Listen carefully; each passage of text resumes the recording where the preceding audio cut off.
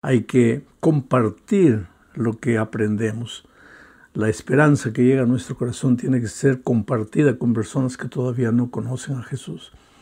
Si tú haces esas tres cosas, estudias la palabra de Dios todos los días, vives en espíritu de oración y comunicas el evangelio a otra persona, con toda seguridad te vas a conservar robusto, lleno de vida espiritual.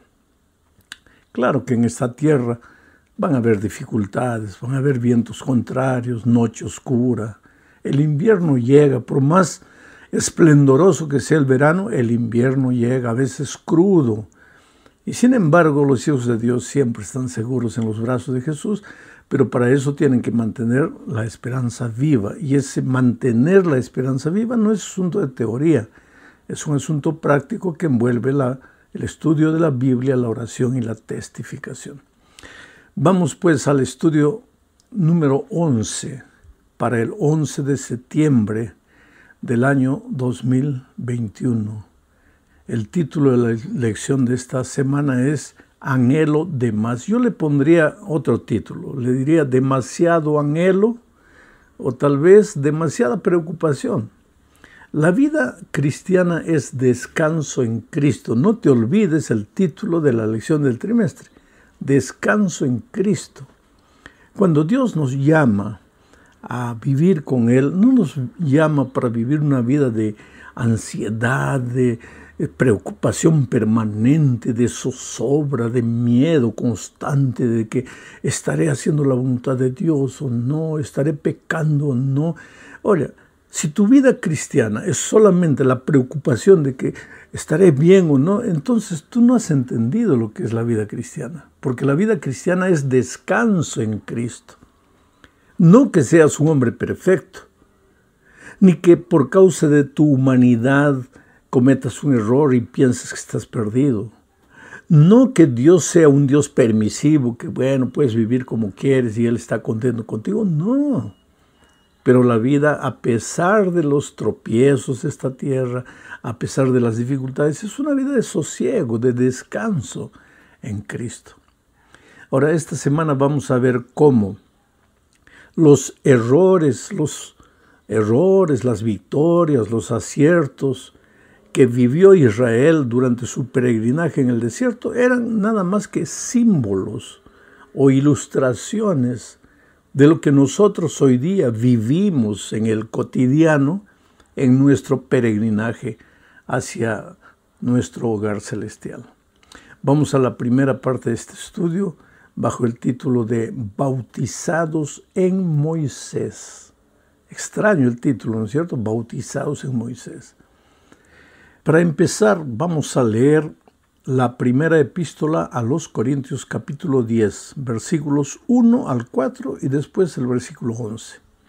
Pero vamos a leer reflexionando y pensando en las palabras de Pablo. Mira, Pablo está escribiendo a los hermanos que vivían en Corintios. Muchos de ellos eran judíos convertidos al cristianismo. Y mira lo que Pablo dice. Porque no quiero, hermanos, que ignoréis que nuestros padres todos estuvieron bajo la nube y todos pasaron el mar.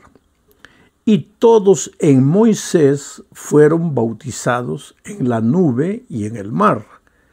Y todos comieron el mismo alimento espiritual. Y todos bebieron la misma bebida espiritual, porque bebían de la roca espiritual que los seguía, y la roca era Cristo. Y el versículo 11 dice, y estas cosas les acontecieron, ¿a quiénes? A los padres, en el pasado, al pueblo de Israel. Y estas cosas les acontecieron como ejemplo, y están escritas para amonestarnos a nosotros, a quienes han alcanzado los fines de los siglos. Mira lo que Pablo está diciendo. Todo lo que se escribió en el pasado, todo lo que se registró de la vida de Israel en el desierto, fue escrito como ejemplo para nosotros, como amonestación para nosotros los que vivimos en los últimos tiempos. Quiere decir que si nosotros queremos ser victoriosos en nuestra caminata por el desierto de esta vida, en dirección al cielo, a nuestro hogar celestial, si queremos ser victoriosos, necesitamos constantemente mirar al pasado, al pueblo de Israel en el desierto. Ahora, el texto es interesante porque dice que todos nuestros antepasados, refiriéndose a los judíos, los israelitas en el desierto, fueron bautizados en Moisés. ¿Qué quiere decir eso? Ser bautizado en Moisés. Mira, si tú no conoces el contexto bíblico completo, vas a comenzar a querer formar una iglesia donde se bautice a todos en el nombre de Moisés. Porque aquí dice que los israelitas fueron bautizados en Moisés. Pero en realidad, si tú lees el contexto entero, te vas a dar cuenta que los israelitas fueron bautizados en Moisés en el sentido de que vivieron la misma experiencia de Moisés. Porque Moisés fue acompañado por la nube en medio del desierto, por la columna de fuego en el mismo desierto. Moisés comió del maná en el desierto. Moisés bebió de la roca.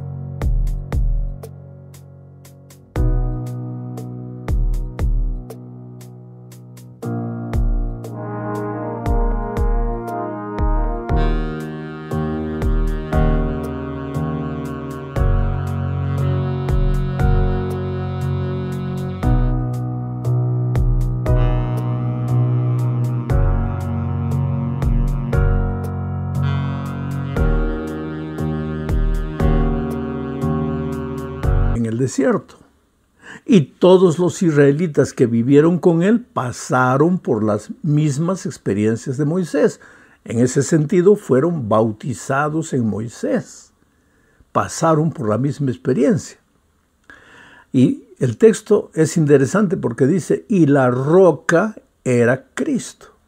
O sea, lo que Pablo está diciéndole a los corintios aquí, y nos está diciendo a nosotros también, es que si queremos ser victoriosos en esta vida, tenemos que entender que todas las bendiciones que recibimos a través del maná, que es el pan cotidiano que ganamos con el trabajo semanal, porque quien nos da el trabajo es Dios, quien nos da la salud es Dios, quien nos da la capacidad es Dios.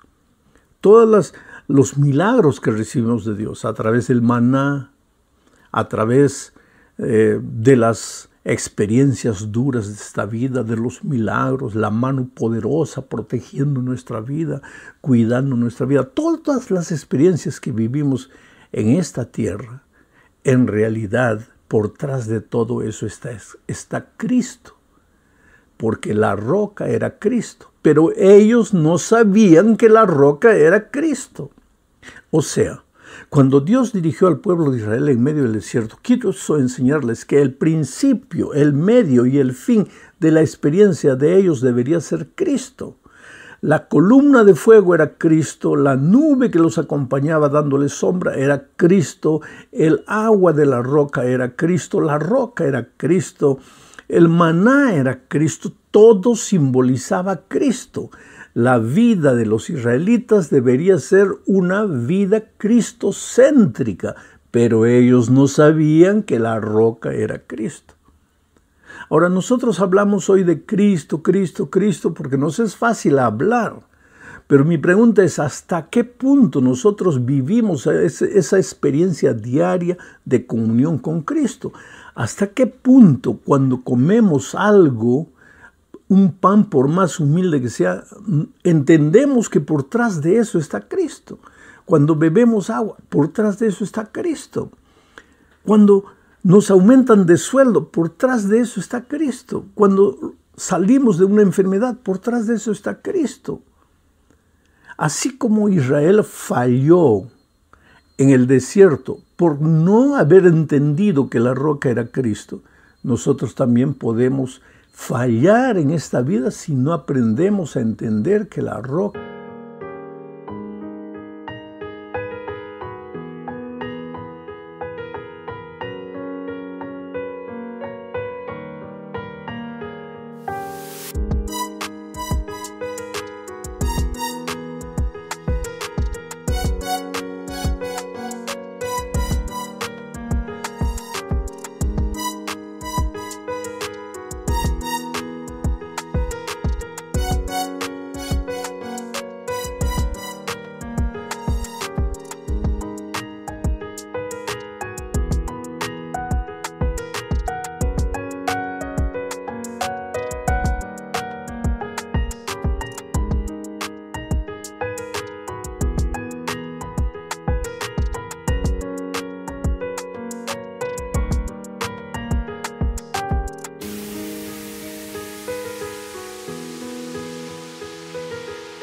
es Cristo. Esa es una de las lecciones que tenemos que entender. En segundo lugar, ritual y sacrificios. Tú sabes que el ritual de Israel estaba lleno de sacrificios, pero todos simbolizaban a Cristo, todos. Para entender mejor este asunto necesitamos leer lo que dice Levítico 4, 33 y 34. Mira, dice así: pondrá su mano sobre la cabeza de la ofrenda de expiación y la degollará como expiación en el lugar donde se degüella el holocausto. Después tomará el sacerdote con su dedo la sangre de la expiación, la pondrá sobre los cuernos del altar del holocausto y derramará el resto de la sangre al pie del altar. Mira, querido, en Israel, cuando un israelita pecaba y quería ser perdonado, tenía que dirigirse al santuario llevando un corderito. Entonces él colocaba la mano encima del corderito, cerraba los ojos y mentalmente confesaba sus pecados y transmitía todos sus pecados para el corderito. Ahora, él mismo tomaba el cuchillo y degollaba al corderito. Sacrificaba al corderito. ¿Por qué? Porque la paga del pecado era la muerte. Y como él no quería morir, habían recibido la instrucción de que podrían llevar un corderito y el corderito podría morir en sustitución de él. El pecador había pecado. Él transfería sus pecados al corderito y sacrificaba al corderito. Y ahora, una vez derramada la sangre del cordero, el pecador estaba libre de sus pecados, porque había transferido todos sus pecados al corderito. Ahora, lo que Dios quería enseñar al ser humano es que la paga del pecado es la muerte. La consecuencia natural del pecado es la muerte. Hoy día nosotros, los pecadores, no necesitamos llevar un corderito. No necesitamos sacrificar al corderito. Porque Cristo, el Cordero de Dios que quita el pecado del mundo, ya fue sacrificado por nosotros. Por eso, cuando Cristo murió en el Calvario, las cortinas del templo se rasgaron. ¿Por qué? Porque a partir de ese día ya no sería más necesario que el pecador sacrificase un cordero, porque Cristo, el Cordero del mundo, había sido sacrificado por él. Para nosotros resulta muy fácil decir: oh, Cristo perdonó mis pecados, Cristo murió por mí. ¡Qué fácil! Para el israelita no era tan fácil, porque él vivía en el tiempo de los símbolos. Él tenía que sacrificar al cordero. ¿Cómo sería hoy día si nosotros, pecadores, para ser perdonados, tuviéramos que sacrificar a un cordero? Yo creo que solo para no ver sufrir al cordero pararíamos de pecar. Pero como Cristo murió por nosotros, oh, qué fácil, Cristo murió por nosotros. Pero tú sabes todo el sufrimiento que le costó a Cristo morir por nosotros. Entonces, cada vez que pecas tienes que darte cuenta que estás como clavándole el cuchillo al propio Cristo, clavando el martillo en las manos de Cristo. Porque de otra manera, quien tiene que morir por el pecado eres tú, porque quien pecaste tú y la paga del pecado es la muerte. Pero ahora mira, viene viene Pedro en su primera epístola, en el capítulo 1, versículos 18 al 21, y dice lo siguiente: sabiendo que fuisteis rescatados de vuestra vana manera de vivir, la cual recibisteis de vuestros padres, no con cosas corruptibles como oro o plata, sino con la sangre preciosa de Cristo, como de un cordero sin mancha y sin contaminación, ya destinado desde antes de la fundación del mundo, pero manifestado en los postreros tiempos por amor de vosotros, y mediante el cual creéis en Dios, quien le resucitó de los muertos y le ha dado gloria, para que vuestra fe y esperanza sean en Dios. O sea, los sacrificios de Israel también simbolizaban al sacrificio del Cordero, Cristo en la cruz del Calvario. Israel debería descansar de sus pecados en el Cordero. Nosotros necesitamos descansar de nuestros pecados en Cristo. No importa lo que hayas hecho. Podemos encontrar perdón. Podemos encontrar paz. ¿Por qué? Porque Cristo, que te ama mucho, entregó su vida para que tú no sufrieras. Por lo tanto, aunque hayas vivido una vida tormentosa, no necesitas vivir desesperado por causa de tu pasado. Cristo te invita a vivir el descanso en Él, el descanso en Cristo. En la tercera, cuarta y quinta parte de este estudio vamos al libro de Hebreos, a la epístola de Pablo a los Hebreos. Vamos a leer Hebreos 4, 1, 2 y 4.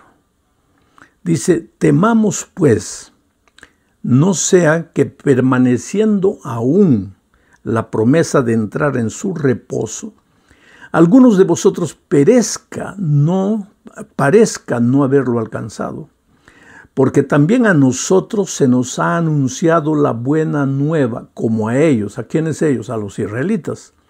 Pero no les aprovechó el oír la palabra, por no ir acompañada de fe en los que la oyeron. Porque en cierto lugar dijo así, del séptimo día, y reposó Dios de todas sus obras en el séptimo día.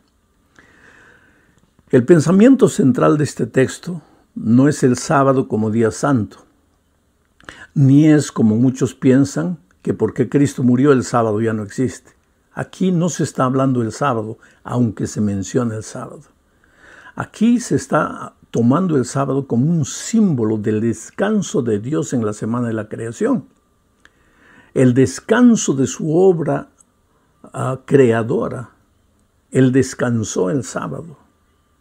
Lo que Él nos quiere decir es que si tú has encontrado a ese Dios creador que descansó el sábado, tu vida también necesita ser una vida de descanso.